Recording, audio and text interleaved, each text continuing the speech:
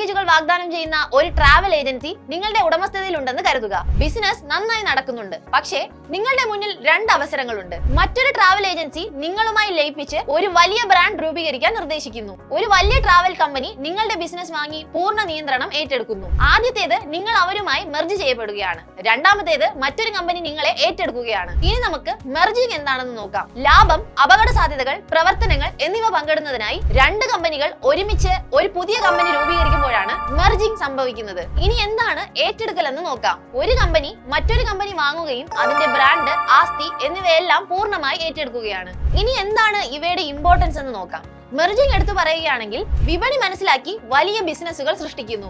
ഇനി ഏറ്റെടുക്കൽ എന്താണെന്ന് നോക്കുകയാണെങ്കിൽ നിലവിലുള്ള കമ്പനികളെ ഏറ്റെടുത്ത് കമ്പനിയെ കൂടുതൽ വേഗത്തിൽ വളരാൻ സഹായിക്കുന്നു. രണ്ട് തന്ത്രങ്ങളും വിപണി വ്യാപ്തി മനസ്സിലാക്കാനും കാര്യക്ഷമത വർദ്ധിക്കാനും ലാഭം വർദ്ധിപ്പിക്കാനും സഹായിക്കുന്നു. ഇതുപോലുള്ള ഇൻഫോർമേറ്റീവ് വീഡിയോകൾക്കായി ഇപ്പോൾ തന്നെ ബോസ്വാല മലയാളം യൂട്യൂബ് ചാനലും സബ്സ്ക്രൈബ് ചെയ്യൂ. ബോസ്വാല, ബി ദ ബോസ്.